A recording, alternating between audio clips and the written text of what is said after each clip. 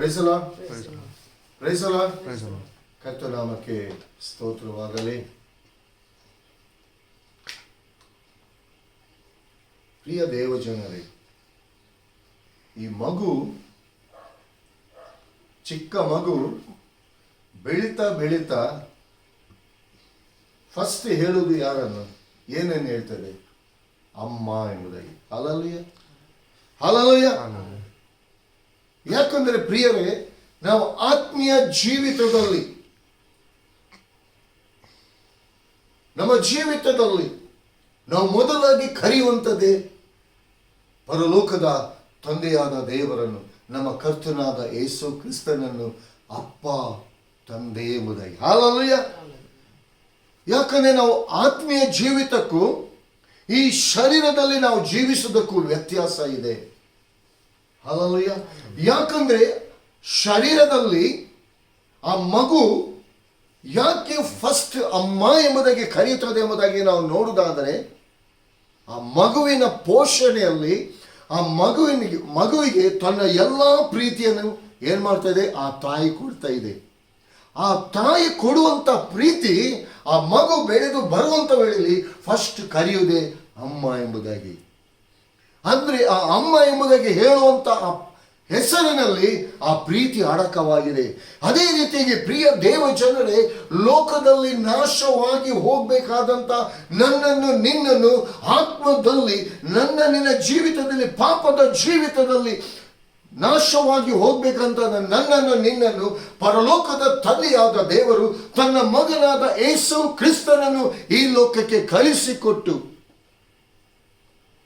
ನನ್ನನ್ನು ನಿನ್ನನ್ನು ಲೋಕ ನನ್ನನ್ನು ತಳ್ಳಿಬಿಟ್ಟಿತ್ತು. ಆದರೆ ಕ್ರಿಸ್ತನ ಪ್ರೀತಿ ಇವತ್ತು ನನ್ನನ್ನು ನಿನ್ನನ್ನು ಸೆಳೆದುಕೊಂಡಿದೆ. ಆ ಪ್ರೀತಿಯಲ್ಲಿ ಆತನ ಪ್ರೀತಿಯನ್ನು ನಾವು ನೆನೆಸಿಕೊಂಡು ಯಾವಾಗಲೂ ನಾವು ಕರೆಯುವಂಥದ್ದು ಅಪ್ಪ, ತಂದೆ ಎಂಬುದಾಗಿ. ಹಲ್ಲೆಲೂಯಾ. ಇವತ್ತು ಆ ತಂದೆ ನಿನ್ನಲ್ಲಿ ಇಟ್ಟಿರುವಂತಹ ಪ್ರೀತಿ ಪ್ರಕಟವಾಗ್ತಾ ಇದೆ. Praise the Lord. ಇವತ್ತು ಎಷ್ಟು ಜನರು ಇದನ್ನು ಅರ್ಥ ಮಾಡಿಕೊಳ್ತಿದ್ದಾರೆ. ದೇವರಾದ ಕರ್ತನು ಇವತ್ತು ನಿಮ್ಮ ಜೀವಿತದಲ್ಲಿ ಪ್ರಿಯರೇ ಎಂತೆಲ್ಲ ಅದ್ಭುತ ಕಾರ್ಯಗಳನ್ನು ಮಾಡ್ತಾನೆ.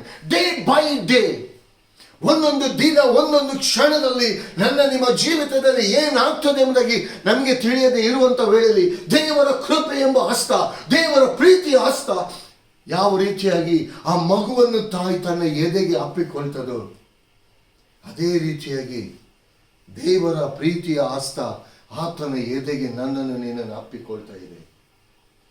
ಇಂಥ ಅಪ್ಪಿಕೊಳ್ಳುವಂತ ಆ ಪ್ರೀತಿಯ ಹಸ್ತ, ಅಂತ ತಂದೆಯಾದ ದೇವರನ್ನು ನಾವು ಎಷ್ಟಾಗಿ ನಾವು ಪ್ರೀತಿ ಮಾಡ್ತಾ ಇದ್ದೀವಿ? ಆ ಪ್ರೀತಿಯನ್ನು ನಾವು ಪ್ರಕಟಪಡಿಸ್ತಾ ಇದ್ದೀವಾ? ಪ್ರಿಯ ದೇವ ಜನರೇ, ಎಷ್ಟಾಗಿ ನಾವು ದೇವರಿಗೆ ಕೃತಜ್ಞತೆಯ ಉಪಕಾರವನ್ನು ನಾವು ಸಲ್ಲಿಸ್ತಿದ್ದೀವಿ. ದಾವೀದನು ಹೇಳ್ತಾನೆ, ನನ್ನ ಮನವೇ ಆತನು ಮಾಡಿದ ಉಪಕಾರಗಳಲ್ಲಿ ಒಂದನ್ನೂ ಮರಿಬೇಡ. ಇವತ್ತಿನ ದಿನದಲ್ಲಿ ಕೂಡ ಹಲ್ಲೆಲೂಯಾ, ಹಲ್ಲೆಲೂಯಾ. ಇವತ್ತು ಸಂಡೇ, ಭಾನುವಾರ, ವಾರದಲ್ಲಿ ಒಂದು ದಿನ ಸಿಗುವಂಥದ್ದು. ಹಲ್ಲೆಲೂಯಾ. ಲೋಕದಲ್ಲಿ ಬಾಕಿ 6 ದಿನಗಳು ಕೆಲಸದಲ್ಲಿ ಬ್ಯುಸಿ. ಈ ಒಂದು ದಿನ ಯಾಕೆ ದೇವರಾದ ಕರ್ತನು ವಿಶ್ರಾಂತಿ ಆತನು ಕೂಡ ಪಡ್ಕೊಂಡಿದ್ದಾನೆ? ಅದು ನನಗೆ ನಿನಗೆ ಕಲಿಸಿಕೊಡ್ಲಿಕ್ಕೆ ಬೇಕಾಗಿ ದೇವರು ಮಾಡಿದಂತ ಕಾರ್ಯವನ್ನು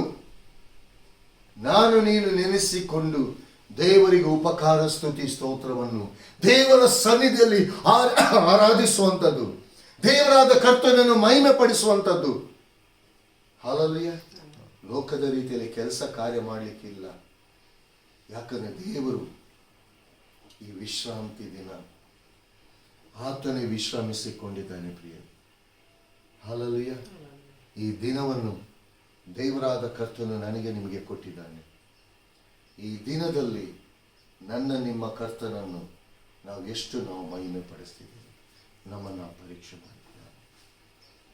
ಪ್ರೈಸ್ ದಿ ಲಾರ್ಡ್.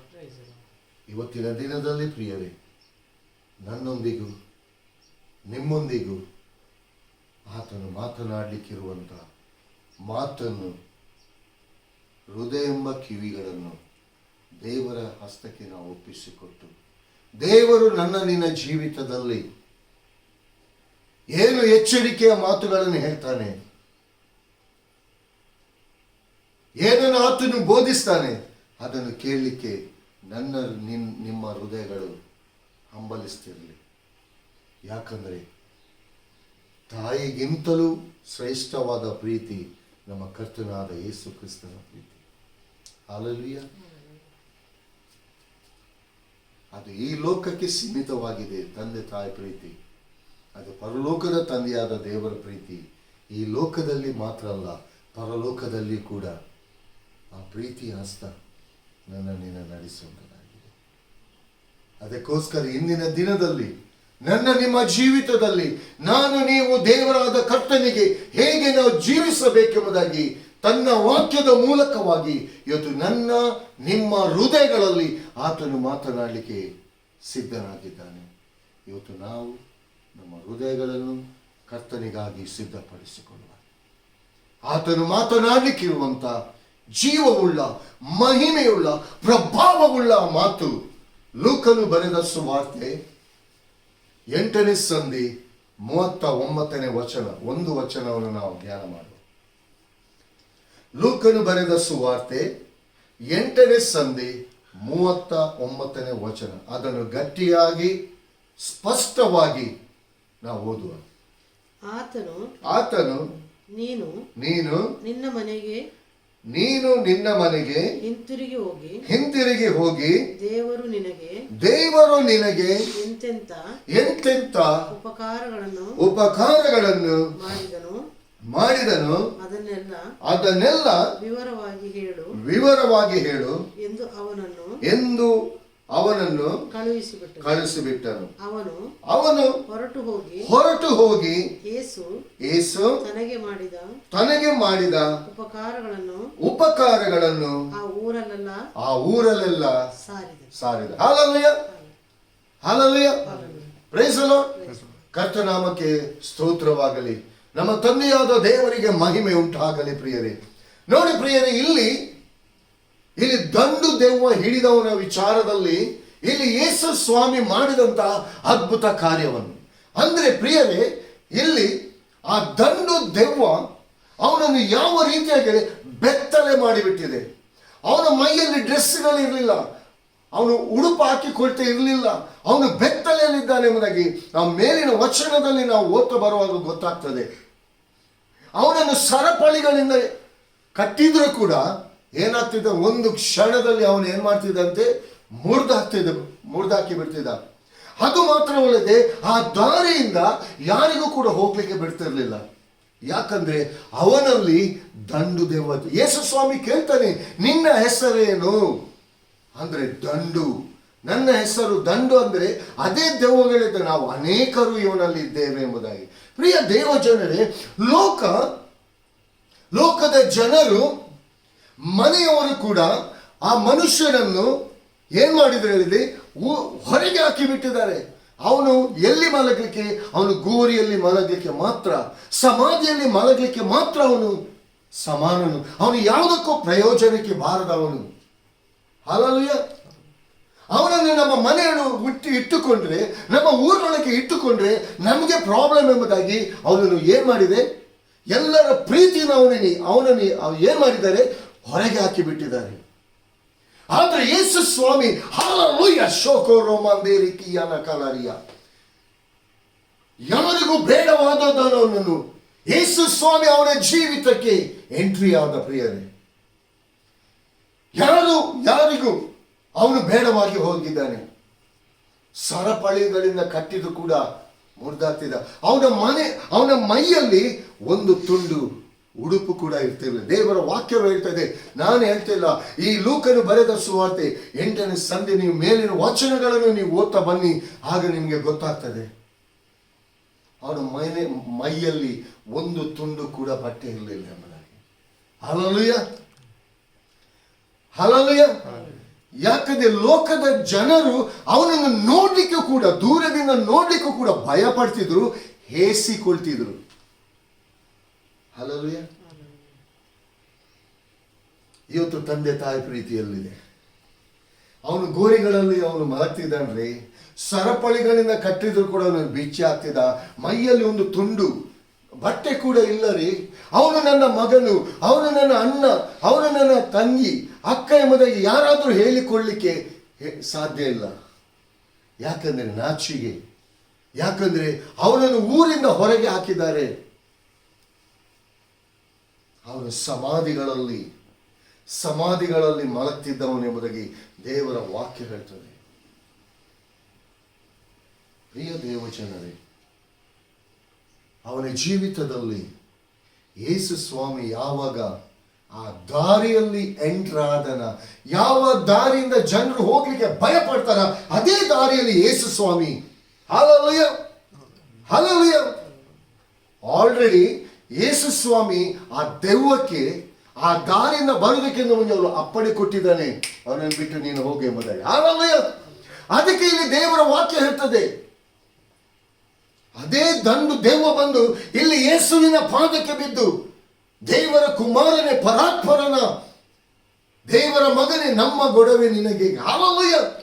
ಇವತ್ತಿನ ದಿನದಲ್ಲಿ ಪ್ರಿಯ ದೇವ ಜನರೇ, ಯೇಸು ಕ್ರಿಸ್ತನು ತಂದೆಯಾದ ದೇವರ ಮಗನೆಂಬುದಾಗಿ ಆ ಸೈತಾನನು, ಆ ದಂಡು ದೆವ್ವಗಳು ಕೂಡ ತಿಳ್ಕೊಳ್ತಿದೆ. ಇವತ್ತು ಅದೇ ಯೇಸು ಕ್ರಿಸ್ತನನ್ನು, ನನ್ನ ನಿಮ್ಮ ಜೀವಿತದಲ್ಲಿ ಇರುವಂತ ಯೇಸು ಕ್ರಿಸ್ತನನ್ನು ನಾವು ಹೇಗೆ ತಿಳ್ಕೊಳ್ತಾ ಇದ್ದೇವೆ? ಯಾವ ಸ್ಥಾನಮಾನವನ್ನು ಆತನಿಗೆ ನಾವು ಕೊಟ್ಟಿದ್ದೀವಿ? ಇವತ್ತಿನ ದಿನದಲ್ಲಿ ಎಷ್ಟು ಉಪಕಾರ ಸ್ತುತಿಯನ್ನು ನಾವು ಮಾಡ್ತಾ ಇದ್ದೀವಿ. ನಮಗೆ ಬೇಕಾದಾಗ ಆತನನ್ನೇ ಬೇಡಿಕೊಳ್ತೀವಿ, ಬೇಕಾದಾಗ ಆತನನ್ನೇ ಬೇಡಿ ನಾವು ಹೊಂದಿಕೊಳ್ತೀವಿ. ನೆಕ್ಸ್ಟ್ ಅದರ ಆಲೋಚನೆನೇ ಇಲ್ಲ. ಎಷ್ಟು ದೇವರಿಗೆ ಕೃತಜ್ಞತೆ ಸ್ತೋತ್ರವನ್ನು ಸಲ್ಲಿಸ್ತಿದ್ದೇವೆ. ಒಂದು ರೋಗ ಬಂದರೆ ಅದಕ್ಕೆ ನಾವು ಬೇಡ್ತೀವಿ, ಅದರಲ್ಲಿ ದೇವರು ಬಿಡುಗಡೆ ಕೊಡ್ತಾನೆ. Hallelujah hallelujah. ಇವತ್ತು ಎಷ್ಟೋ ಜನರು, ಪ್ರಿಯ ದೇವ ಜನರೇ, ಎಷ್ಟೆಷ್ಟೋ ಕಡೆಗಳಲ್ಲಿ ಮರಣಕರವಾದ ರೋಗದಲ್ಲಿ ಇದ್ದಂಥ ಜನರು ಕೂಡ ಪ್ರಾರ್ಥಿಸಿದಂಥ ವೇಳೆಯಲ್ಲಿ ಆ ಮರಣಕರವಾದ ರೋಗದಿಂದ ಯೇಸು ಸ್ವಾಮಿ ಬಿಡುಗಡೆಯನ್ನು ಕೊಟ್ಟಿದ್ದಾನೆ. ಸೈತಾನನ ಬಂಧನದಿಂದ ಕಟ್ಟಲ್ಪಟ್ಟಂತ ಜನರು ಅದರಿಂದ ಬಿಡುಗಡೆ ಹೊಂದಿದ್ದಾರೆ. ಇವತ್ತು ಬಿಡುಗಡೆ ಹೊಂದಿದಂತ ಜನರು ಹಲ್ಲೆಲೂಯಾ ಪ್ರಾರ್ಥಿಸಿದಂಥವರಿಗೆ ವಿರೋಧವಾಗಿ ಮಾತನಾಡುವಂತ ರೀತಿಯಲ್ಲಿ ಇವತ್ತಿದ್ದಾರೆ. ಪರಲೋಕದ ತಂದೆಯಾದ ದೇವರು ಅವರ ಜೀವಿತದಲ್ಲಿ ಮಾಡಿದಂತ ಉಪಕಾರವನ್ನು ನೆನೆಸಿಕೊಳ್ಳದೆ ಇವತ್ತು ಅವರ ಸ್ಥಾನಮಾನವನ್ನು ನೋಡಿಕೊಂಡು ಅವರಿಗೆ ಹೆಗ್ಗಳಿಕೆ ಬರ್ತಾ ಇದೆ. ಅವರನ್ನು ಅವರೇ ಹೊಗಳಿಕೊಳ್ತಿದ್ದಾರೆ. ಇವತ್ತು ದೇವರ ಆತ್ಮನ ನಡೆಸುವಿಕೆಯನ್ನು ಎಷ್ಟು ಜನ, ಎಷ್ಟು ಪ್ರಯೋಜನ ಹೊಂದಿಕೊಂಡವರು ಇದನ್ನು ಡೇ ಬೈ ಡೇ ಇದು ನೆನೆಸಿಕೊಳ್ತಾ ಇದ್ದಾರೆ. ಇವತ್ತಿನ ದಿನದಲ್ಲಿ ಇಲ್ಲಿ ಯೇಸು ಸ್ವಾಮಿ ಅಂತ ಇವನು ಪರಿಪೂರ್ಣವಾಗಿ ಇವನು ಗುಣ ಹೊಂದಿದ ಯೇಸು ಸ್ವಾಮಿ ಅವನು ಬೆತ್ತಲತನವನ್ನು ತೆಗೆದುಹಾಕಿದ. ನಮ್ಮ ಆತ್ಮೀಯ ಬೆತ್ತಲತನವನ್ನು ಯೇಸು ಕ್ರಿಸ್ತನ ಬೆತ್ತಲತನವನ್ನು ನಮಗೆ ತೆಗೆದುಹಾಕಿದ್ದಾನೆ. ಇವತ್ತು ಆತ್ಮೀಯ ವಸ್ತ್ರವನ್ನು ನಮಗೆ ಕೊಟ್ಟಿದ್ದಾನೆ. ಹಲ್ಲೆಲೂಯಾ. ಇವತ್ತು ಆತ್ಮೀಯ ವಸ್ತ್ರವನ್ನು ನಾವು ಧರಿಸಿಕೊಂಡಿದ್ದೇವೆ. ಈ ಆತ್ಮೀಯ ವಸ್ತ್ರದಲ್ಲಿ ಒಂದು ಕಿಂಚಿತ್ತು ಕೂಡ, ಒಂದು ಡ್ರಾಪ್ ಕೂಡ ನಮ್ಮ ಜೀವಿತದಲ್ಲಿ ದೇವರಾದ ಕರ್ತನಿಗೆ ಮೆಚ್ಚುಗೆ ಇಲ್ಲದಂತ ಸಂಗತಿಗಳಿರಬಾರದು ಪ್ರಿಯರೇ. Hallelujah hallelujah.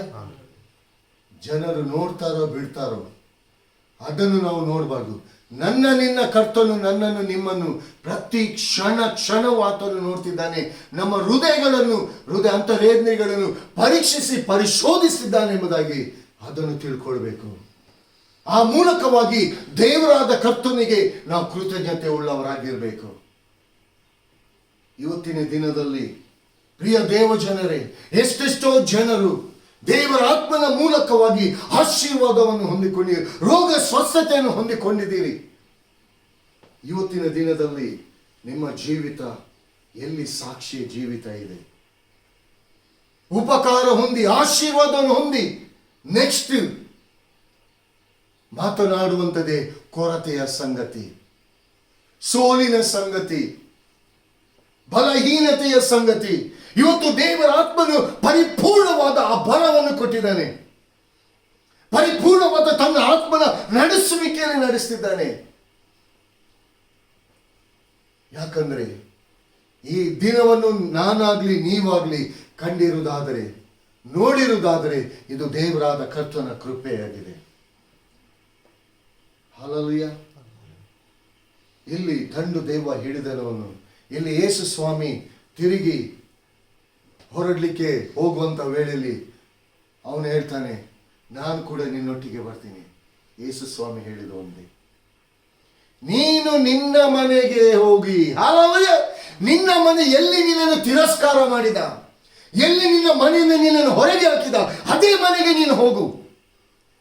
ನೀನು ಎಷ್ಟು ಆಶೀರ್ವದಿಸಲ್ಪಟ್ಟಿದಿ ಅದು ನಿನ್ನ ಮನೆಯವರು ನೋಡ್ಬೇಕು. ಹಲ್ಲೆಲೂಯಾ. ನೀನು ನನ್ನೊಟ್ಟಿಗೆ ಬಂದ್ರೆ ಮನೆಯವರು ಅದನ್ನು ನೋಡ್ಲಿಕ್ಕೆ ಆಗಲ್ಲ, ಊರಿನವರು ಅದನ್ನು ನೋಡ್ಲಿಕ್ಕೆ ಆಗಲ್ಲ. ನಿನ್ನ ಸ್ವಸ್ಥತೆ, ನೀನು ಸ್ವಸ್ಥ ಬುದ್ಧಿಯನ್ನು ಹೊಂದಿಕೊಂಡದ್ದು. ಇದಕ್ಕೆ ಕಾರಣ ಇಲ್ಲಿ ಯೇಸು ಸ್ವಾಮಿ ಹೇಳ್ತಿದ್ದಾನೆ, ನಾನು ಅದ್ಭುತ ಮಾಡಿದೆ ಎಂಬುದಾಗಿ ಹೇಳ್ತಿದ್ರ. ಇಲ್ಲಿ ಯೇಸು ಸ್ವಾಮಿ ಹೇಳ್ತಿದ್ದಾನೆ, ದೇವರು ನಿನಗೆ ಎಂತೆಂತ ಉಪಕಾರ. ಹಲ್ಲೆಲೂಯಾ. ಇಲ್ಲಿ ತಂದೆಯಾದ ದೇವರನ್ನು ತನ್ನ ಮಗನು ಇಲ್ಲಿ ಘನಪಡಿಸ್ತಿದ್ದಾನೆ. ಇವತ್ತು ನಮ್ಮ ಜೀವಿತದಲ್ಲಿ ಪ್ರಿಯ ದೇವಜನರೇ, ನಮ್ಮ ಜೀವಿತದಲ್ಲಿ ನಮ್ಮ ದೇವರಾದ ಕರ್ತನನ್ನು ನಾವು ಹೇಗೆ ಘನಪಡಿಸ್ತಾ ಇದ್ದೀವಿ? ದೇವರಿಂದ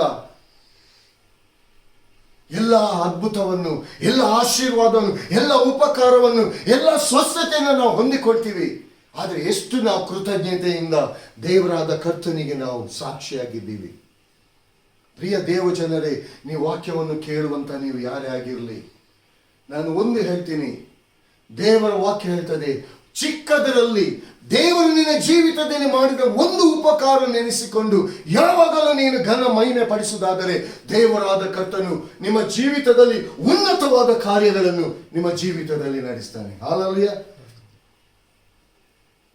ಪ್ರೈಸ್ ದಿ ಲಾರ್ಡ್. ಆದರೆ ಈ ಹೃದಯ ಎಂಬ ಮನೆ ಕರ್ತನಿಗಾಗಿ ಶುದ್ಧೀಕರಿಸಲ್ಪಡಬೇಕು.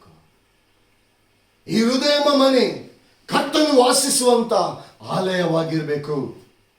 ಈ ಹೃದಯ ಎಂಬ ಮನೆ ದೇವರಾದ ಕರ್ತನನ್ನು ಆರಾಧಿಸಿಕೊಂಡಾಡುವಂತ ದೇವರ ಮನೆಯಾಗಿರಬೇಕು. ಇವತ್ತು ನನ್ನ ನಿಮ್ಮ ಜೀವಿತದಲ್ಲಿ ದೇವರು ಈ ಶಾಪದ ನೊಗ, ಈ ಪಾಪದ ನೊಗದಿಂದ ನನ್ನನ್ನು ನಿಮ್ಮನ್ನು ಬಿಡುಗಡೆಗೊಳಿಸಿದ ಒಂದೇ ಈ ಹೃದಯ ಎಂಬ ಮನೆ ಶುದ್ಧೀಕರಿಸಲ್ಪಡಬೇಕು. ಈ ಹೃದಯ ಎಂಬ ಆಲಯ ಶುದ್ಧೀಕರಿಸಲ್ಪಡಬೇಕು. ಯಾಕಂದ್ರೆ ಈ ಹೃದಯ ಎಂಬ ಆಲಯದಲ್ಲಿ ದೇವರಾದ ಕರ್ತನು ವಾಸ ಮಾಡುವನಾಗಿದ್ದಾನೆ. ಇವತ್ತು ನಮ್ಮನ್ನು ಪರೀಕ್ಷೆ ಮಾಡಿಕೊಳ್ಳೋಣ ಪ್ರಿಯರೇ. ಎಷ್ಟು ಸ್ಥಳದಲ್ಲಿ, ಯಾವ ಸ್ಥಳದಲ್ಲಿ ನಾವು ದೇವರಾದ ಕರ್ತನಿಗೆ ವಿರೋಧವಾಗಿ ನಾವು ಹೋಗ್ತಾ ಇದ್ದೀವಿ? ಎಲ್ಲಿ ಎಷ್ಟು ನಾವು ದೇವರು ಮಾಡಿದ ಉಪಕಾರವನ್ನು ನಾವು ನೆನೆಸಿ ಕೊಂಡಾಡ್ತಾ ಇದ್ದೀವಿ? ಇಲ್ಲಿ ಯೇಸು ಸ್ವಾಮಿ ಹೇಳ್ತಾನೆ, ದೇವರು ನಿನಗೆ ಮಾಡಿದಂತ ಎಂತೆಂಥ ಉಪಕಾರಗಳನ್ನು ಮಾಡಿದಾನೋ, ಹಲ್ಲೆಲೂಯಾ, ಅದನ್ನು ಜನರಿಗೆ ಹೇಳು. ಫಸ್ಟ್ ನಿನ್ನ ಮನೆಯವರಿಗೆ ಹೇಳು.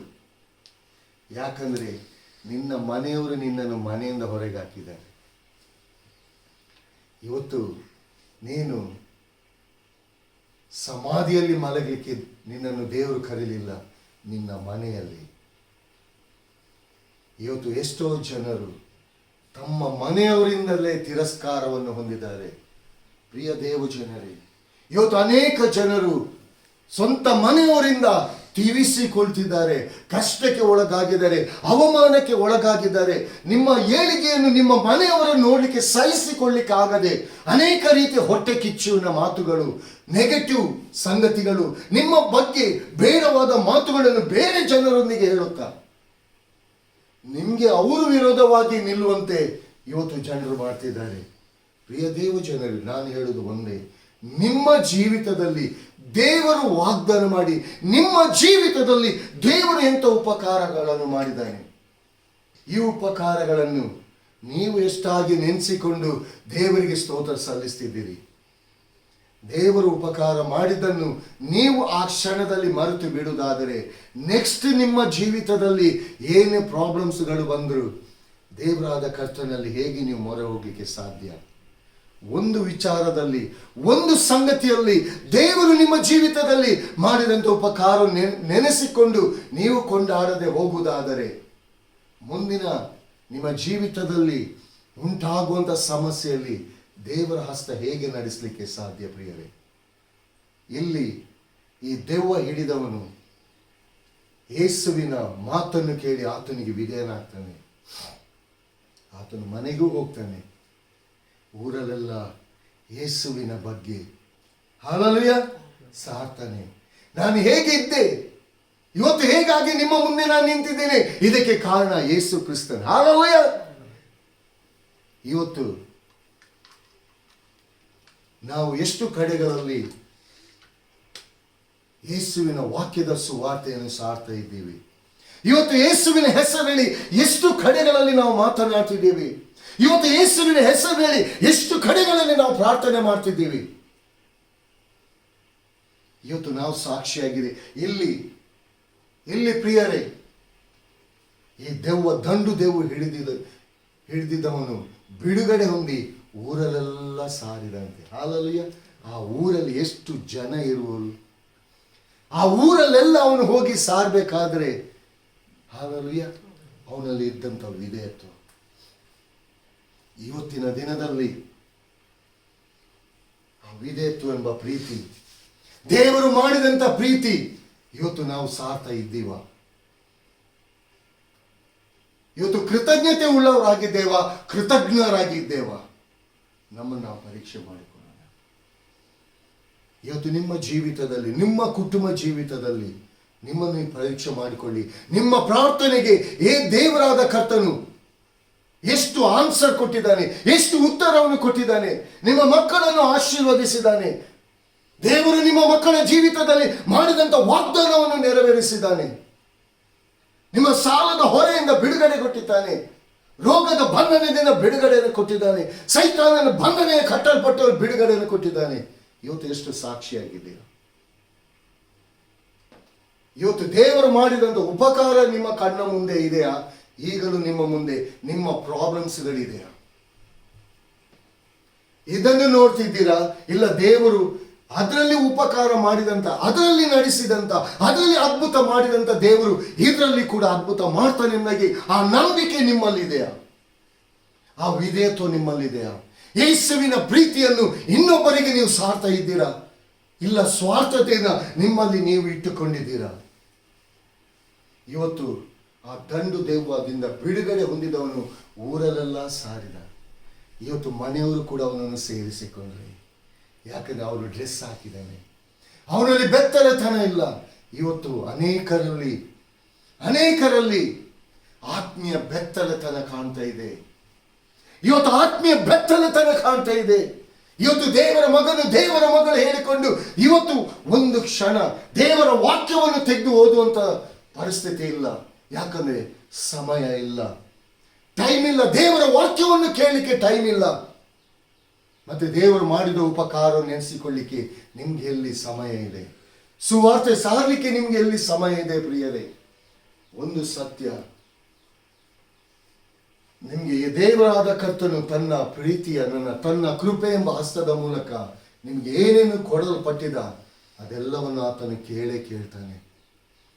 ಯಾಕಂದ್ರೆ ನೀವು ಕಣ್ಣೀರಿನ ಸಮಯದಲ್ಲಿ ಯಾರು ನನಗೆ ಗತಿ ಇಲ್ಲ ಎಂಬುದಾಗಿ, ಎಲ್ಲರೂ ನನ್ನನ್ನು ಕೈ ಬಿಟ್ಟಿದ್ದಾರೆ ಸ್ವಾಮಿ, ನೀ ನನ್ನನ್ನು ಕೈ ಹಿಡಿದು ಎಲ್ಲರ ಮುಂದೆ ಸ್ಥಾಪಿಸು ಎಂಬುದಾಗಿ ನೀವು ಮೊರೆ ಇಟ್ಟಂಥ ವೇಳೆಯಲ್ಲಿ ಇವತ್ತು ಎಲ್ಲರ ಮುಂದೆ ದೇವರು ನಿಮ್ಮನ್ನು ಆಶೀರ್ವದಿಸಿ ನಿಮ್ಮ ಸ್ಥಾನವನ್ನು 2ರಷ್ಟು ಆಗಿ ಮಾಡಿದ್ದಾನೆ. ವೈರಿಗಳ ಮುಂದೆ ನೀನು ನನಗೋಸ್ಕರ ಔತಣವನ್ನು ಸಿದ್ಧಪಡಿಸಿದ. ಹಲ್ಲೆಲೂಯ. ವೈರಿ ನಿಮ್ಮ ಬಗ್ಗೆ ಏನೇ ಮಾತನಾಡ್ತಿರ್ಬೋದು, ನೀವು ಅವರಿಗೋಸ್ಕರ ನೀವು ಪ್ರಾರ್ಥಿಸಿ. ನಿಮಗೆ ವಿರೋಧವಾಗಿ ಯಾರು ಮಾತನಾಡ್ತಿದ್ದಾರಾ, ನಿಮ್ಮನ್ನು ಯಾರು ಅವಮಾನ ಪಡಿಸ್ತಿದ್ದಾರಾ, ಅವರಿಗೋಸ್ಕರ ನೀವು ಪ್ರಾರ್ಥಿಸಿ, ಅವರನ್ನು ಆಶೀರ್ವದಿಸಿ. ಅವರ ಮುಂದೆ ದೇವರಾದ ಕರ್ತನು ನಿಮ್ಮನ್ನು ಆಶೀರ್ವದಿಸಿ ನಡೆಸ್ತಾನೆ. ನಿಮಗೆ ಅವರ ಮಧ್ಯದಲ್ಲಿ ನೀವು ಯಾರೆಂಬುದಾಗಿ ಔತಣ, ತನ್ನ ದಿವ್ಯ ಆಶೀರ್ವಾದದ ಮಳೆ ಎಂಬ ಔತಣವನ್ನು ಸುರಿಸಿ ನಿಮ್ಮನ್ನು ನಡೆಸಲಿಕ್ಕೆ ಶಕ್ತನಾಗಿದ್ದಾನೆ. ಪ್ರಿಯರೇ, ನಾನು ಹೇಳಲಿಕ್ಕೆ ಇಷ್ಟಪಡುವುದು ಒಂದೇ, ದೇವರು ನಿಮ್ಮ ಜೀವಿತದಲ್ಲಿ ಏನು ವಾಗ್ದಾನ ಮಾಡಿದಾನೋ ಅದನ್ನು ನೆನಪಿನಲ್ಲಿಟ್ಕೊಳ್ಳಿ. ದಿನ ಹೋಗ್ಬೋದು, ವಾರ ಹೋಗ್ಬೋದು, ತಿಂಗಳು ಹೋಗ್ಬೋದು, ವರ್ಷಗಳು ಹೋಗ್ಬೋದು, ಆದರೆ ದೇವರು ಮಾಡಿದಂಥ ವಾಗ್ದಾನ ಅದು ಬಿದ್ದು ಹೋಗಲಿಕ್ಕೆ ಸಾಧ್ಯ ಇಲ್ಲ. ಆದರೆ ನಿಮ್ಮ ಆಲೋಚನೆ, ನಿಮ್ಮ ನಡೆ ನುಡಿ ಕ್ರಿಯೆಗಳು ದೇವರ ವಾಗ್ದಾನವನ್ನು ನೆನೆಸಿ, ದೇವರ ವಾಗ್ದಾನವನ್ನು ಹಿಡಿದುಕೊಂಡು, ದೇವರ ವಾಕ್ಯದ ಮೂಲಕ ದೇವರಾದ ಕರ್ತನಿಗೆ ನೀವು ಸಾಕ್ಷಿಯಾಗಿ ಜೀವಿತ ಮಾಡುವುದಾದರೆ, ಇನ್ನೊಬ್ಬರ ಮುಂದೆ ದೇವರು ನಿಮ್ಮ ಜೀವಿತದಲ್ಲಿ ಮಾಡಿದಂಥ ಕಾರ್ಯವನ್ನು ನೀವು ಹೇಳುವುದಾದರೆ, ದೇವರು ನಿಮ್ಮ ಜೀವಿತದಲ್ಲಿ ಮಾಡಿದಂಥ ಎಲ್ಲ ವಾಗ್ದಾನಗಳು ಫುಲ್ಫಿಲ್ ಆಗ್ತದೆ. ಲೋಕವನ್ನು ನೋಡಿ, ಪರಿಸ್ಥಿತಿಯನ್ನು ನೋಡಿ, ಸಮಯವನ್ನು ನೀವು ನೋಡಿ, ಓ ಸಮಯ ಹೋಗ್ತಿದೆ, ಓ ಪರಿಸ್ಥಿತಿ ಏನಿಲ್ಲ, ದಿನಗಳು ಹೋಗ್ತಾ ಇದೆ, ಅದು ದೇವರ ವಾಗ್ದಾನ ಇದೆ, ಯಾವಾಗ ನೆರವೇರ್ತದೆ? ನನ್ನ ನಿನ್ನ ಕರ್ತನಿಗೆ ಒಂದು ಕ್ಷಣ ಸಾಕು ಪ್ರಿಯರೇ. ಕಣ್ಣು ರೆಪ್ಪೆ ಮುಚ್ಚುವಷ್ಟರೊಳಗೆ ನಿಮ್ಮ ಜೀವಿತದಲ್ಲಿ ಆತನ ಅದ್ಭುತವನ್ನು ಮಾಡಲು ಶಕ್ತನಾಗಿದೆ. ನೀವು ಎಷ್ಟು ಕೃತಜ್ಞತೆಯಿಂದ ಇದ್ದೀರಾ? ದೇವರಾದ ಕರ್ತನಿಗೆ ಎಷ್ಟು ನೀವು ಸಾಕ್ಷಿಯಾಗಿ ಅನೇಕ ಜನರಿಗೆ ದೇವರು ನಿಮ್ಮ ಜೀವಿತದಲ್ಲಿ ಮಾಡಿದ ಉಪಕಾರಗಳನ್ನು ನೀವು ಸಾರ್ತಾ ಇದ್ದೀರಾ? ಅದರ ಮೇಲೆ ರಿಸಲ್ಟ್ ಇದೆ, ಅದರ ಮೇಲೆ ಆಶೀರ್ವಾದ ಇದೆ, ಅದರ ಮೇಲೆ ದೇವರ ಆತ್ಮನ ನಡೆಸುವಿಕೆ ನಿಮ್ಮ ಜೀವಿತದಲ್ಲಿದೆ. ಹಾಲೆಲೂಯಾ. ದೇವರ ಎಣಿಕೆಯಲ್ಲಿ 1000 ವರ್ಷ ಕೂಡ ಅದು ಒಂದು ದಿನ ಆಗಿದೆ, ಒಂದು ದಿನ ಕೂಡ 1000 ದಿನ ಎಂಬುದಾಗಿ. ಪ್ರಿಯ ದೇವ ಜನರೇ, 1000 ದಿನಗಳು ಹೋಗ್ಬೋದು, ಆದರೂ ನಿಮ್ಮ ಎಣಿಕೆಯಲ್ಲಿ, ಆದರೆ ದೇವರ ಎಣಿಕೆಯಲ್ಲಿ ಒಂದು ದಿನ ಸಾಕು. ಹಾಲೆಲೂಯಾ. ಅದನ್ನು ತಿರ್ಚಿ ಹಾಕಿ ಕಣ್ಣು ರೆಪ್ಪೆ ಮುಚ್ಚುವಷ್ಟರೊಳಗೆ ಆ ಕ್ಷಣದಲ್ಲಿ ಟಕಾಟಕ್ ಟಕಾಟಕ್. ಹಾಲೆಲೂಯಾ. ಇಷ್ಟು ಅದ್ಭುತವನ್ನು ಮಾಡಿದಂಥ ದೇವರು ಇವತ್ತು ದೇವರ ಸ್ವರ, ದೇವರ ವಾಕ್ಯದ ಸ್ವರ, ದೇವರು ತನ್ನ ವಾಕ್ಯದ ಮೂಲಕ ಮಾತನಾಡುವಂಥ ಸ್ವರವನ್ನು ನೀವೆಷ್ಟಾಗಿ ನಿಮ್ಮ ಹೃದಯದ ಎಂಬ ಕಿವಿಗಳನ್ನು ನೀವು ತೆರೆಯ ಮಾಡಿ ಕೇಳಲಿಕ್ಕೆ ನೀವು ಅಪೇಕ್ಷೆ ಪಡ್ತೀರಾ? ನಿಮ್ಮ ಜೀವಿತದಲ್ಲಿ ಆಗದೆ ಇರುವ ಕಾರ್ಯಗಳನ್ನು ದೇವರಾದ ಕರ್ತನು ಮಾಡಲಿಕ್ಕೆ ಶಕ್ತನಾಗಿದ್ದಾನೆ. Hallelujah, hallelujah. ನನ್ನ ನಿನ್ನ ದೇವರು ದೊಡ್ಡವನು, ನನ್ನ ನಿನ್ನ ದೇವರು ಒಳ್ಳೆಯವನಾಗಿದ್ದಾನೆ. ಪ್ರಿಯ ದೇವ ಜನರೇ, ಈ ವಾಕ್ಯವನ್ನು ಕೇಳಿ ನೀವು ಪ್ರತಿಯೊಬ್ಬೊಬ್ಬರಿಗೆ ನೀವು ಹಂಚಿ ಈ ವಾಕ್ಯವನ್ನು ಕೊಡಿ ಪ್ರಿಯರೇ. ಅನೇಕರಿಗೆ ಈ ವಾಕ್ಯವನ್ನು ನೀವು ಅನೇಕ ಜನರಿಗೆ ಶೇರ್ ಮಾಡಿ, ಅನೇಕ ಜನರಿಗೆ ಫಾರ್ವರ್ಡ್ ಮಾಡಿ, ಅನೇಕ ಜನರು ಇದರ ಆಶೀರ್ವಾದವನ್ನು ಹೊಂದಿಕೊಳ್ಳುವಂತೆ ದೇವರು ನಿಮ್ಮನ್ನು ಆಶೀರ್ವದಿಸಲಿ. ಕರ್ತನಾಮಕ್ಕೆ ಮಹಿಮೆ ಉಂಟಾಗಲಿ. ಆಮೇಲೆ ಪ್ರೈಸ್.